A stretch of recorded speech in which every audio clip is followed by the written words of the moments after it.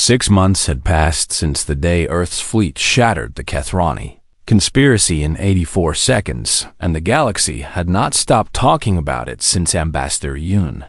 Syrah sat in her private office aboard the diplomatic vessel Steady, and reviewed reports from Earth listening stations scattered across the Orion sector. The intelligence networks that had surprised the Assembly so completely continued their work, and now they tracked something far more interesting than military threats. They tracked conversations. Species that had dismissed humans as paranoid newcomers now spoke of them with careful respect, and the tone of those conversations had shifted in ways that pleased Earth's leadership enormously. A soft chime announced a visitor, and Syrah activated the door to admit her sister, Admiral Yoon. Minji entered wearing her fleet uniform with the new insignia of Combined Defense Command, and she carried 2 cups of tea from the galley. "You look tired," Minji said, as she handed 1 cup to her sister. "The Veshan delegation wants another meeting to discuss intelligence sharing protocols," Syrah replied, and she accepted the tea with gratitude. "They have asked the same question 17 times, and they still do not trust the answers. They trusted us enough to sign the mutual defense agreement.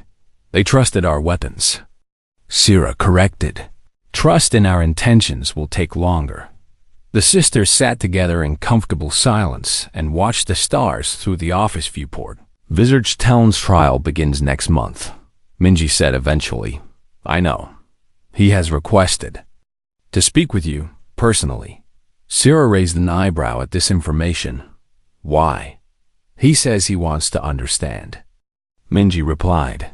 "He says he has spent 6 months in custody replaying the assembly session in his mind, and he cannot figure out what he missed." "He missed everything," Syrah said, and her voice carried no anger, only a kind of weary certainty. "He looked at us and saw what he expected to see instead of what was actually there."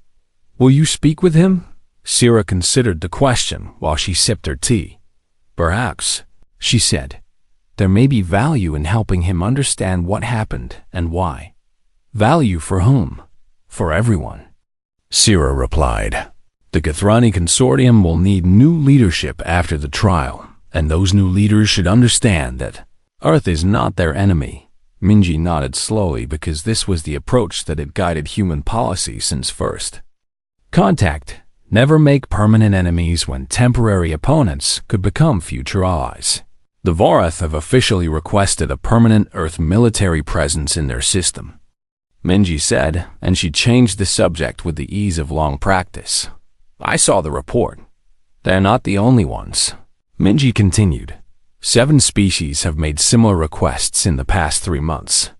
Syrah set down her tea and turned to face her sister directly. "And what does Command think about that?"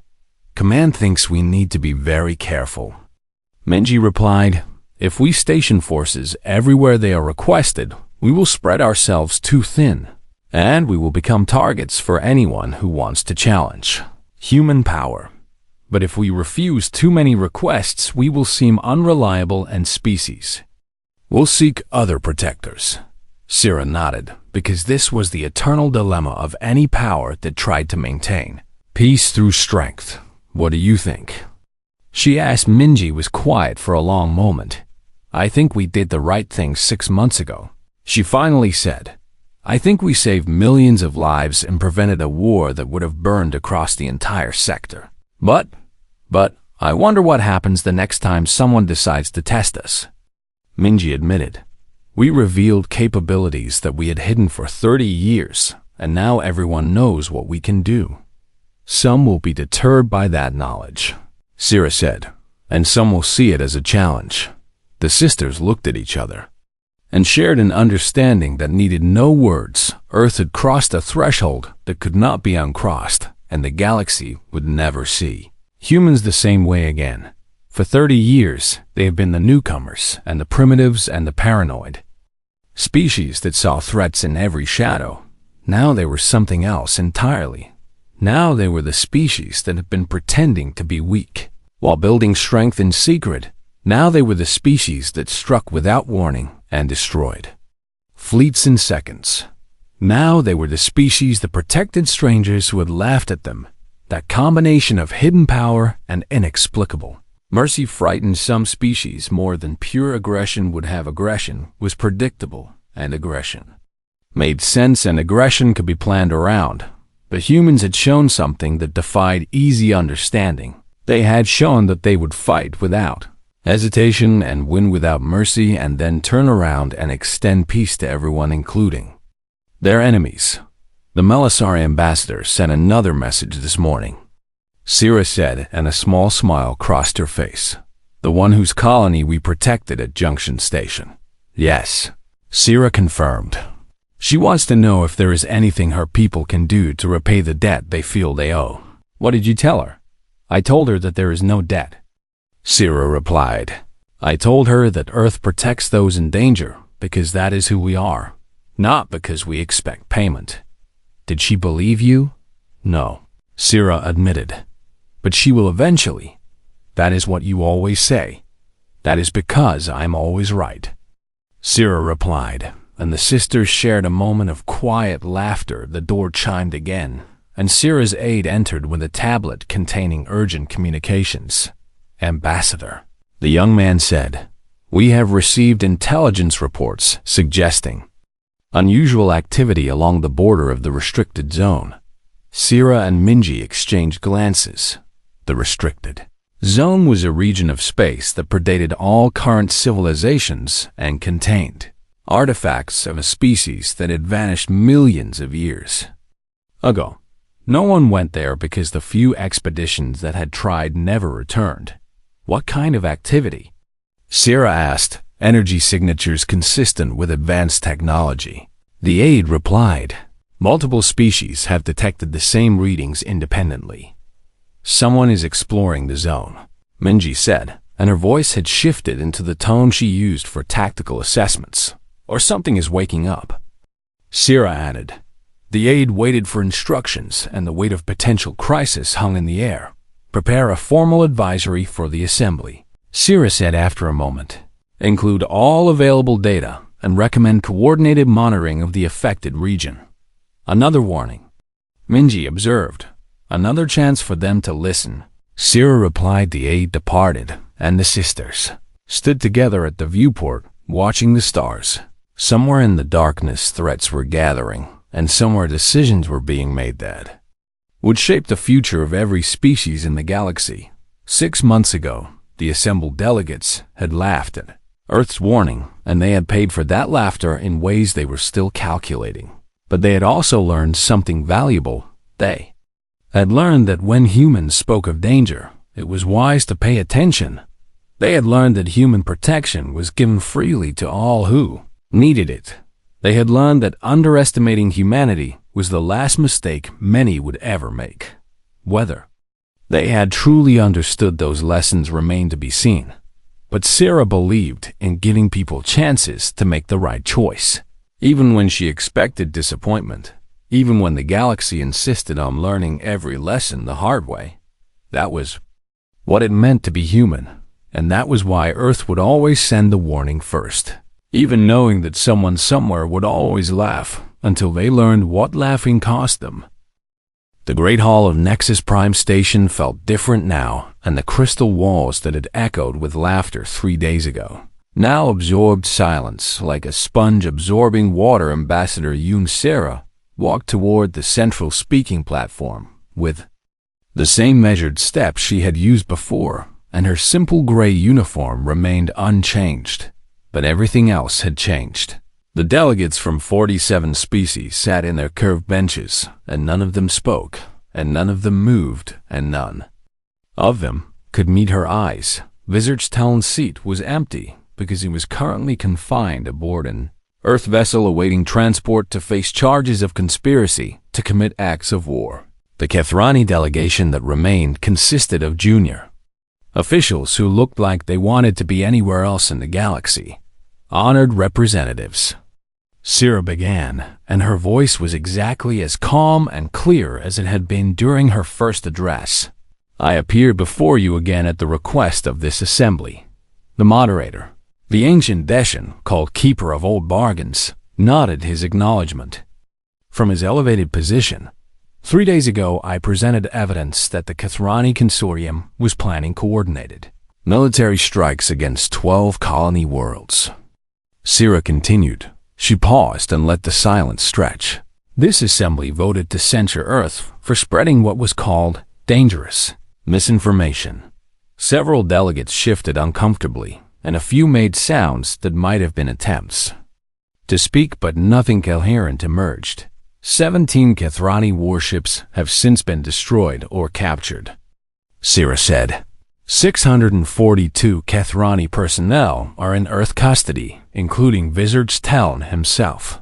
12 worlds remain safe and undamaged, and their populations remain unaware of how close they came to occupation.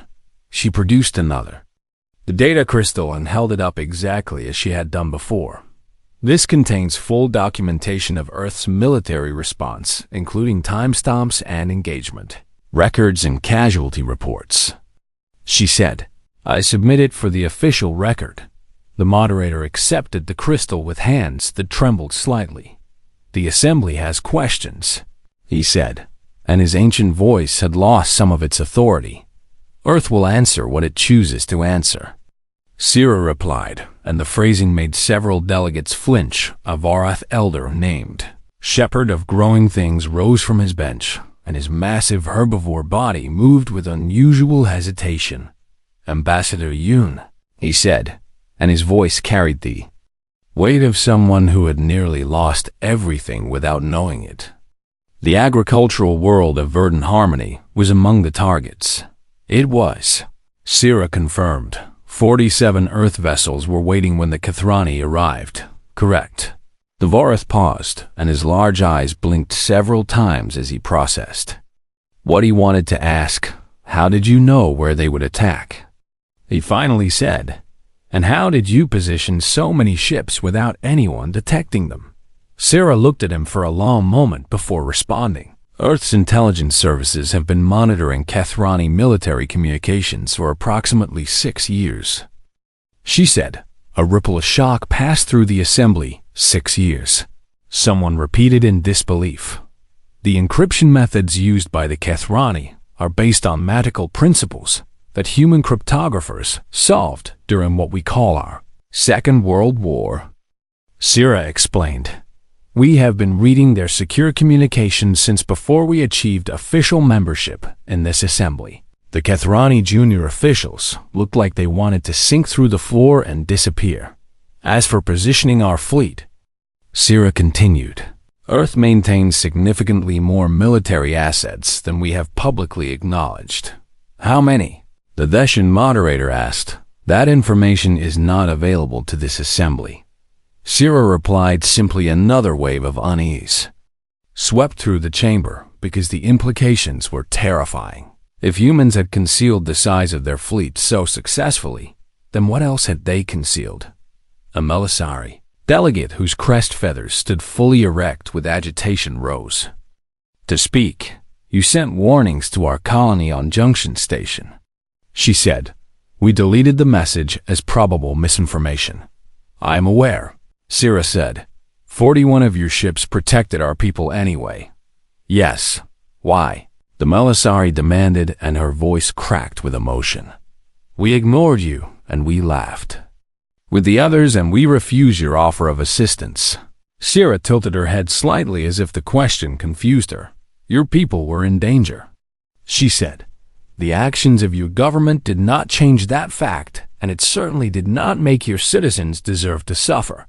But we mocked you, the Melisari said, and she seemed unable to understand the response she had received. Many species have mocked Earth since we joined Galactic Society, Sira acknowledged. We are accustomed to being underestimated. She paused, and something that might have been the ghost of a smile crossed her face. We have learned to find it useful. The assembly fell silent again as delegates processed this. Admission humans had not simply tolerated being dismissed as newcomers and paranoid primitives. They had cultivated that perception deliberately. They had hidden their capabilities behind a mask of apparent weakness. They had watched and waited and prepared, and when the moment came, they had acted with precision and speed that no one would have believed possible. 3 days ago, what do you want? The Veshan moderator asked, and his voice was very quiet. Sierra looked at him with an expression that revealed nothing. I do not understand the question, she said. Earth has demonstrated capabilities that change everything we thought we knew. About the balance of power in this sector? The moderator explained. You must have demands and you must have goals and you must want something in exchange for the protection you provided. Sierra was silent for a long moment. Earth wants peace, she finally said.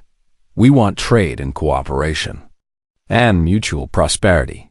We want exactly what we have always said we wanted since the day we joined this assembly. The only thing that has changed is that now you know. We have the power to take what we want if we chose to take it instead of asking.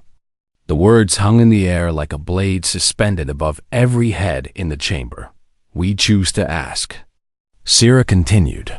We choose diplomacy and patience and building relationships over decades and centuries. But we will not be mocked again. And we will not stand by while innocent people suffer simply because protecting them might be politically inconvenient. She looked across the gathered delegates, and this time she did not seem to be memorizing faces. She seemed to be deciding which ones were worth remembering at all. Earth will continue to warn those in danger, she said. We will continue to protect those who cannot protect themselves, and we will continue to act when others refuse to. How this assembly responds to those actions is entirely your choice. She reached into her pocket and produced a small device that she placed on the speaking platform. This contains a proposed amendment to the Orion Corridor Trade Agreement, she said. It includes provisions for mutual defense and intelligence sharing and coordinated responses to future threats. You may accept it or reject it as you see fit, but I suggest you consider your decision carefully. She turned to leave. And this time, no one laughed. This time, delegates rose to their feet in gestures of respect from a dozen different species. This time, the crystal walls of the great hall echoed with something that sounded almost like fear. Sierra paused at the door and looked back one final time. The next time Earth sends a warning, she said, I recommend you listen. Then she was gone, and the assembly sat in silence for a very long time. The vote on Earth's proposed amendment would take place the following day. It would pass unanimously. The Kethrani warship Blade of Commerce dropped out of hyperspace exactly on schedule, and its sensors immediately began scanning the Vara agricultural world below. Commander Vetch stood at her station with weapon systems already charging, and the taste of victory sharp in her mandibles. This world produced 40% of the grain consumed in the entire sector, and whoever controlled it controlled the food supply of 100 billion beings. Target orbital station identified. A sensor officer reported. No defensive systems detected and minimal traffic in the area. Exactly as predicted, Vetch said, and she felt the anticipation spreading through her crew. All weapons ready on my command. The station hung above the green and golden world like a fragile ornament, and its communication arrays would be the first target, followed by its docking systems and then its life support. No need to destroy it completely when it could be captured and used, Commander, the sensor officer said, and something strange had entered his voice. I am detecting additional contacts. Civilian traffic? Negative, the officer replied, and his voice grew higher with confusion. Military signatures, and they are not Varath. Vetch felt the first cold touch of something she refused to call fear. Identify them, she ordered. The main display flickered, and then resolved into a nightmare. 47 vessels surrounded the Blade of Commerce in a perfect sphere, and their hulls bore the simple blue and white markings of Earth's unified fleet. How is this possible? Vetch whispered, and she could not understand what she was seeing because humans did not have 47 warships in their entire navy. They were waiting for us, her second officer said, and his voice cracked with sudden terror. They knew exactly where we would arrive. The Communication system activated with an incoming transmission, and a human voice filled the command chamber. Kathrani vessel, this is Captain Park Jinho of the Earth ship Relentless. The voice said, and it was calm and steady and completely without mercy. You will power down your weapons and surrender your ship immediately, or you will be destroyed. Vetch stared at the display showing the Earth ships, and she counted them. Again, because surely she had made a mistake. 47, all of them had their weapons locked onto her single ship. Commander, her weapons officer said, what are your orders? The cold feeling had spread through Vetch's entire body now, and she finally recognized it as the understanding that she had already lost. How long have they been here? She asked, and her voice sounded hollow in her own ears. Unknown. The sensor officer replied, but their engine signatures suggest they have been stationary for at least 72 hours. 3 days. The humans had been waiting here for 3 days. They had known Commander Vetch. The human captain's voice came again. You have 30 seconds to comply.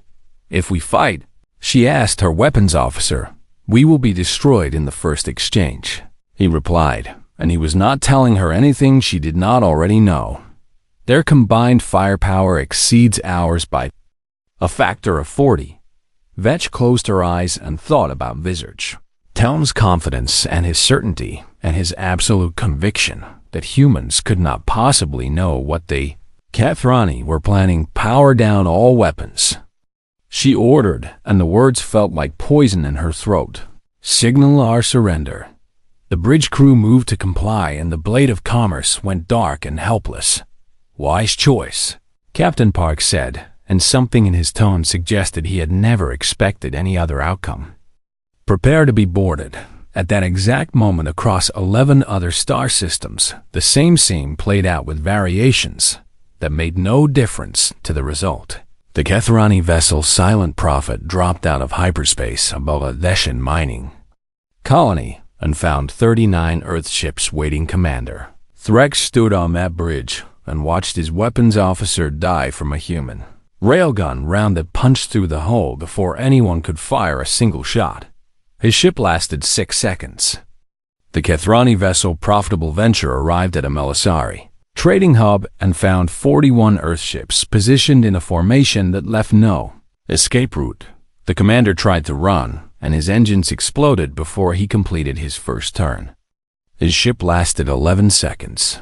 The Kathrani vessel Golden Mandate dropped into the space above a human colony that had not even been on the target list and found nothing at all. The commander had just enough time to feel relief before 52 Earth ships decloaked around him using technology the humans had supposedly never developed. His ship lasted 4 seconds across the Orion sector. The Kathrani strike fleet died in moments, and each engagement ended before it truly began, and each commander had just enough time to understand that everything they believed about human capabilities had been completely wrong.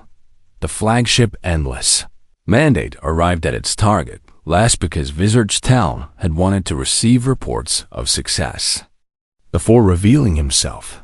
Instead, he emerged from hyperspace into a field of debris that had been Kathrani warships. What happened? He demanded, and his voice had lost all its arrogance. Unknown contacts. His sensor officer reported with audible terror. Earth signatures, and there are 63 of them. Teln stared at the display, and he saw the wreckage of the vessel. That had been commanded by his most trusted admiral. That is impossible, he said, but the evidence surrounded him in every direction. Visage Teln, a human voice, said over the communication system. This is Admiral Yu Minji of Earth Combined Fleet. Teln noticed the surname, and something clicked in his mind. That made the cold feeling in his thorax grow even colder. You will surrender your vessel and yourself, the admiral continued, or you will join the rest of your fleet. The rest of my fleet, Teln repeated, and he already knew the answer. Destroyed or captured. Admiral Yoon replied, 17 vessels across 12 systems in 84 seconds. 84 seconds. 14 months of planning erased in 84 seconds. We warned you," the Admiral said, and her voice carried something that might have been satisfaction or might have been simple statement of fact. "Ambassador Yoon Sera is my sister, and I told her that you would not listen. She said you deserved the chance to choose differently. I told her she was wasting her time." The communication fell silent, and Teln understood that he was being given a moment to decide. He thought about fighting, and he imagined the endless mandate, lasting perhaps 10 seconds against 63 human warships. He thought about the laughing delegates and his own confident predictions and the complete certainty. He had felt that humans were no threat to anyone. "I surrender," he said, and the words tasted like ashes. "A better choice than your colleagues made," Admiral Yoon replied. "Prepare to be boarded and know that you will answer for what you planned." Teln stood in the silence of his command chamber and watched the Earth ships move closer. He finally understood what Ambassador Yoon's calm expression had meant. She had not been afraid or uncertain or hoping for a different outcome. She had simply been completing a formality before her people did what they had already decided to do. The humans had not warned the galaxy because they needed help. They had warned the galaxy so that when they acted alone, no one could claim ignorance. And now, Town would spend the rest of his life remembering that he had laughed. The flagship Endless Mandate hung in the darkness between stars, and its massive hull bristled with weapons that the Kethrani had supposedly decommissioned centuries ago. Visaged Telm stood at the center of the command chamber, and around him his most trusted advisors gathered in a circle of gleaming shells and sharp limbs. "The human ambassador has returned to Earth," reported Fleet Commander Zyrith, and her voice carried satisfaction. "Our ship departed Nexus Prime 6 hours ago." "Good," Teln replied, and he examined the holographic display that showed the positions of 17 vessels scattered across the Orion sector. "By the time she arrives home, it will already be over." The plan had taken 14 months to prepare, and every detail had been calculated to ensure maximum surprise and minimum resistance. 12 worlds would fall in a single coordinated strike, and the species who controlled them would have no choice but to accept Kethrani dominance over the entire trade corridor. "The Assembly believed our denials completely," said political advisor Kresh, and his smaller body moved with nervous energy. "The censure vote was unanimous, except for Earth abstaining. Of course they believed us," Teln said, and he made the clicking sound that indicated contempt. "They wanted to believe us because the alternative would require them to act." The other advisors made sounds of agreement, because this was the fundamental truth that made the plan possible. Nobody wanted to believe that war was coming, and so they simply refused to see the evidence, even when it was presented directly to their faces. "What of the direct warnings the humans sent to the target worlds?" Zyrith asked. "Ignored or dismissed," Kresh replied with obvious pleasure. "The Varath Agricultural Council deleted the message without reading it, and the Veshan colony administrators filed it under probable misinformation." "And the others?" Similar responses, Kresh said. A few younger officials raised concerns, but their superiors silenced them quickly. Town felt the satisfaction spreading through his carapace like warmth from a sun. This was exactly what he had predicted when he first conceived. The plan and human warnings had actually helped by making the target worlds feel more secure. After all, if the paranoid humans were the only ones concerned, then clearly there was nothing to worry about. The humans offered protective assistance, Zyrith noted, and something in her tone suggested she wanted this addressed. "Yes, and no one accepted," Kresh answered. "No government wants to admit they need human protection, and no government believes the threat is real, even if someone had accepted," Teln said, and he waved a limb dismissively. What could the humans do? He activated a new display showing Earth's known military assets, and the numbers were almost laughable. "They have 40 combat vessels capable of hyperspace travel," he said. "We have 17, and we only need to hold each target long enough to establish ground control." The humans cannot be everywhere at once. Zyrith agreed. They cannot be anywhere useful, Talon corrected. Their fleet is concentrated near their homeworld as it should be, and they have no bases in the Orion sector. The advisors clicked their approval because the logic was sound and the plan was perfect. In 36 hours, our ships will drop from hyperspace at 12 different locations. Simultaneously, Talon continued, and his voice grew harder with anticipation. Each target will have less than 1 minute of warning before our weapons begin firing. The orbital stations will fall immediately. Zyrith added, ground resistance will collapse. Within hours, and by the time anyone organizes a response, we will control the infrastructure of the entire corridor. And then negotiations begin from a position of strength. Kresh finished. This was the beauty of the plan, and it required no prolonged war and no massive casualties and no galactic outrage. A quick strike followed by reasonable demands, and the galaxy would adjust to the new reality, because adjusting was easier than fighting. What of human retaliation?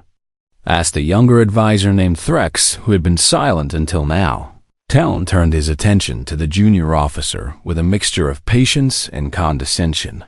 The humans will be angry, he acknowledged. They will make speeches and issue demands. And perhaps they will even send their little fleet to patrol the borders of their territory more aggressively. But they will not risk war with us over worlds that do not belong to them.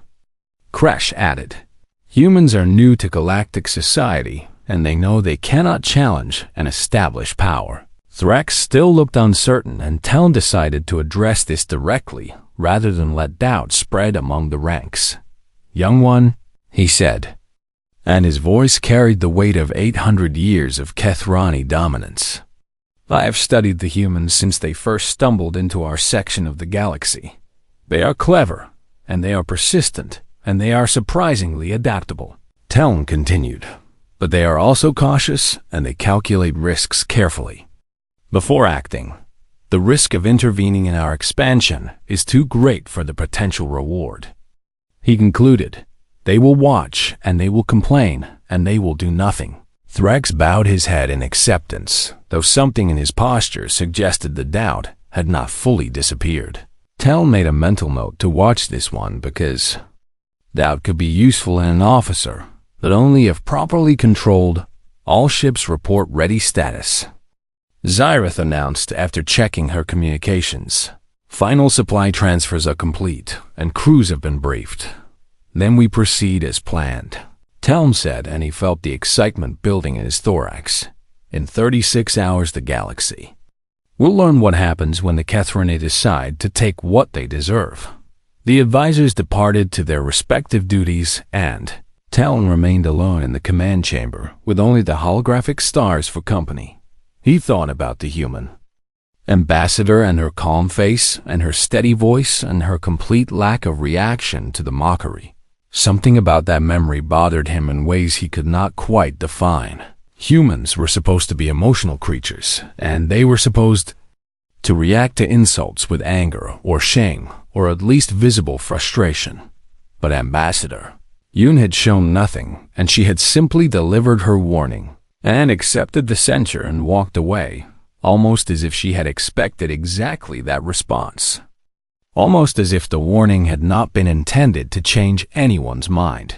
Almost as if she had been completing a formality rather than making a genuine appeal. Talon shook off the thought because it led nowhere productive, and the plan was already in motion. In 36 hours, none of this would matter. In 36 hours, the Kethrani Consortium would control the most valuable trade routes in the Orion sector. In 36 hours, everyone would understand that the old power still ruled this galaxy, regardless of what newcomers thought they knew. He turned away from the stars and began reviewing the final attack protocols. Somewhere in the darkness between worlds, 17 ships began their final approach to positions they would never reach, and somewhere much closer than Talon could possibly imagine 47. Earth vessels waited in perfect silence, with weapons armed and crews ready. The humans had not needed anyone to accept their protection. They had already decided, To give it? The great hall of Nexus Prime Station stretched upward like the inside of a cathedral made from living crystal, and the delegates from 47 species filled its curved benches in neat rows according to their importance in galactic trade ambassador. Yunsira walked toward the central speaking platform with measured steps, and her simple gray uniform stood in stark contrast to the elaborate robes and ceremonial armor worn by the other representatives. She was not tall and she was not physically imposing, and the humans had only been part of galactic society for 3 decades, which made them newcomers by any standard.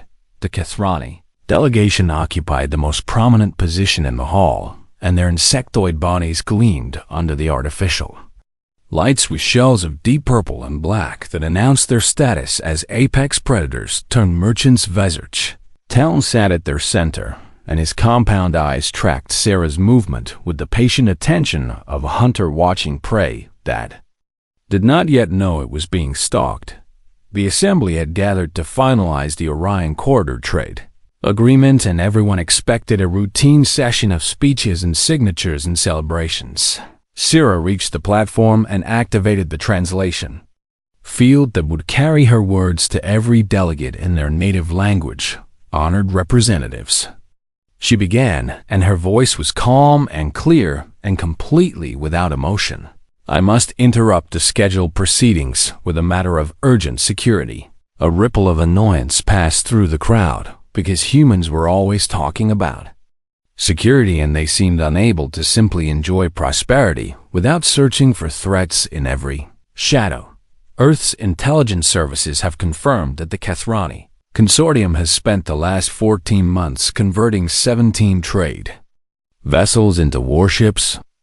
Sarah continued. Vezirch Telm made a clicking sound that his species used to express amusement, and the Kethrani delegates around him joined in until the sound filled the hall like rain on metal. Furthermore, Sarah said, without acknowledging the interruption, these vessels have been positioning themselves along routes to 12 undefended colony worlds belonging to 6 different species present in this assembly. The laughter grew louder, and several other delegations joined in because the idea of the Kethrani planning military action was absurd, and the idea of humans detecting such plans was even more ridiculous. We project the attacks will occur within 72 hours, Sarah said, and she produced a data crystal from her pocket and held it up for all to see. This contains the evidence supporting our analysis, including intercepted communications and fleet movement, records and financial transfers connected to weapons procurement. Vezirch Telm rose from his seat, and his full height of nearly 3 meters made him tower over the other delegates as he moved toward a secondary speaking platform. May I respond to these entertaining accusations? He asked, and his translator rendered his clicking speech into smooth diplomatic language. The assembly moderator, an ancient being from the Theshan species, who had overseen these proceedings for longer than humans had possessed fire, gestured. Permission. The humans have been among us for such a short time, Telm said, and his compound eyes glittered with what might have been contempt. And yet they believe they understand galactic politics better than species who have practiced diplomacy for millennia. Murmurs of agreement rose from several sections of the hall. Their intelligence services, Telm continued, and he made the phrase sound like a joke, consist of barely trained operatives using technology we discarded generations ago. More laughter echoed through the crystal walls. And now they stand before this assembly and accuse the Kethrani Consortium of plotting war. Telm spread his upper limbs in a gesture of mock disbelief. We who have maintained peace along the trade routes for 800 years. The Varath delegation stamped their feet in approval, and the Melisari delegates clicked their beaks, and even species who had no particular love for the Kethrani seemed to find the situation amusing. Sarah waited until the noise subsided, and her expression had not changed at all during the ridicule. I am not asking this assembly to believe me, she said, and her voice remained perfectly level. I am informing this assembly of Earth's assessments so that no one can later claim they were not warned. Teln repeated, and he made the words sound childish. The humans wish to warn. This is us. A Deshan delegate, whose name translated roughly as Keeper of Old Bargains, leaned forward in his seat. Ambassador Yun, he said, and his ancient voice carried the weight of centuries of authority. Perhaps your species has not yet learned that accusations of this magnitude require substantial proof, and that presenting them without such proof is considered deeply offensive. The proof is in the data crystal. Sira replied, data can be fabricated. Another delegate called out, communications can be misinterpreted. Added a third, fleet movements can have innocent explanations. Suggested a fourth. Sira nodded once as if she had expected exactly these responses. Earth has also sent direct warnings to the governments of all 12 potentially targeted worlds, she said, along with offers of protective assistance. This statement produced a different reaction, and several delegates shifted uncomfortably because going around the assembly to contact individual governments directly was not technically against any rules, but it was definitely not normal diplomatic behavior. You overstep, Vizir's tone said, and for the first time, his tone carried something other than amusement. The Githrani Consortium takes great offense at these baseless accusations, and we demand a formal apology. Sira looked at him for a long moment, and something in her eyes made a few of the older delegates feel suddenly uneasy, though they could not have explained why. Earth does not apologize for telling the truth, she said. Then we demand this assembly censure the human delegation for spreading dangerous misinformation. Teln responded. The moderator called for a vote, and it passed with overwhelming support because no one wanted to offend the Githrani, and everyone wanted the humans to learn their place in the galactic order. Sira accepted the censure without visible reaction. I request that my formal warning be entered into the official record of this session, she said. The moderator granted this request because it cost nothing and would serve as evidence of human foolishness for future generations to study. Then Earth has fulfilled its obligations, Sira said, and she placed the data crystal on the live speaking platform for anyone who wished to examine it later. We have warned this assembly, and we have warned the targeted worlds, and we have offered our protection to any who desire it. She paused and looked across the gathered delegates with an expression that suddenly seemed less like diplomatic neutrality and more like someone memorizing faces for future reference. What happens next is no longer our responsibility to prevent, she said. We gave you the chance to make the right choice. With that, she turned and walked toward the exit, and the hall erupted in fresh mockery as delegates made jokes about human paranoia and dramatic exits. Vizirch Teln watched her go, and his compound eyes tracked her movement until she disappeared through the great doors. He felt something then that he had not felt in a very long time, and it took him several moments to recognize the sensation as the faintest whisper of doubt, but he dismissed it immediately because humans were newcomers and humans were weak, and humans could not possibly know what they claimed to know. 70 hours later, he would remember this moment, and he would understand that the doubt had been the last warning he would ever receive.